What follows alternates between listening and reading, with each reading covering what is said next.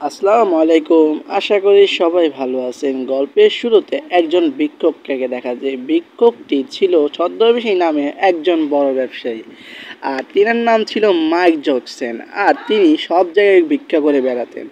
তার ছিল ভিক্ষুকটার পেশা। এখন সে গল্পের শুরুতে নায়া নোট নামে আপনারা সবাই দেখেন, যেটা আপনি ইউটিউবে সার্চ করলে অবশ্যই পেয়ে যাবেন।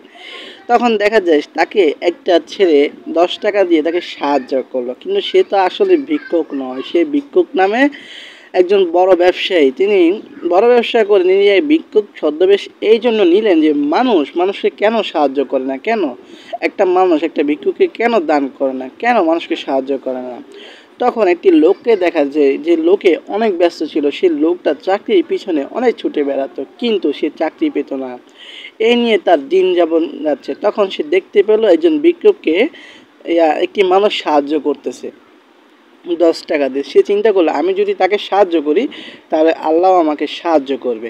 তারপর ওদিকে আকুল বাবেন নামক একজন মানুষকে দেখা যায়, যে মানুষটি খুবই চিন্তিত ছিল তার ছেলেকে নিয়ে। তার ছেলে অনেক চেষ্টা করছিল পরিবারের হিমশিম ধরার জন্য, কিন্তু সে তো ধরতে পারে না, এবং মাস্টারবাবুর কাছে আসলো একটু সাহায্য চাওয়ার জন্য। মাস্টারবাবু বলল, আমি তোমাকে কোনো সাহায্য করতে পারবো না, তুমি এখান থেকে চলে যাও। মাস্টার বাবুর এই কথা শুনে তার ছেলের মনের ভিতরে অনেক কষ্ট চলে গেল। কিরে, একজন শিক্ষিত মানুষের যদি একটি গরিবের পাশে না দাঁড়ায়, তাহলে এই শিক্ষিততার কোনো মূল্য থাকে না।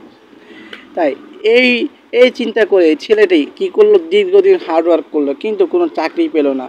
এবং তার বাবা মা তাকে মেসেজ করলো, তুমি অবশ্যই পাবা যদি তুমি সফলতাভাবে পরিশ্রম করে থাকো। তখন সে একজনকে মেসেজ করতেছে চাকরির ব্যাপারে, কিন্তু তাকে কোনো রিপ্লাই দেওয়া হচ্ছে না। এই চিন্তায় তার ঘুম আর হচ্ছে না, রাতও হচ্ছে না, দিনও হচ্ছে না। তাকে ফোন করতেছে তার মা, বারবার ফোন করতেছে, সে শুধু কেটে দিচ্ছে। সে মা বাবাকে কী জবাব দিবে? সে এতবার যে ইন্টারভিউ দিতে যে ফেল হয়েছে, সে তো সেটা বলতে পারে না। তখন তার ছোটবেলার দৃশ্যর কথা মনে পড়ে, তার বাবা তার হাত দিয়ে তাকে কত সুন্দর ভালোবাসা দিয়ে খাওয়াইতেছিল। আর সে ছেলেটার নাম ছিল মধুপুর। আর মধুপুরকে তো আপনারা সবাই চিনেন, আশা করি সবাই চিনেন না, যেহেতু গল্পটা নতুন আপনাদের সামনে। তখন তার বাবার মুখে হাসি দেখা যায় আমার জন্য আমার ছেলেটা কত না কষ্ট করতেছে, আর আমি বাপ হয়ে তার জন্য কিছুই করতে পারছি না। হাসি মুখে তার ছোট ছেলেকে বোঝাচ্ছে। এই নিয়ে বাবা এবং ছেলের মধ্যে একটা কথা চলতেছে, যে আমার যদি কিছু হয়েও যায়, তুমি কোনো সময় হাল ছাড়বা না, তুমি অবশ্যই পরিশ্রম করে তোমার পায়ে দাঁড়াবা।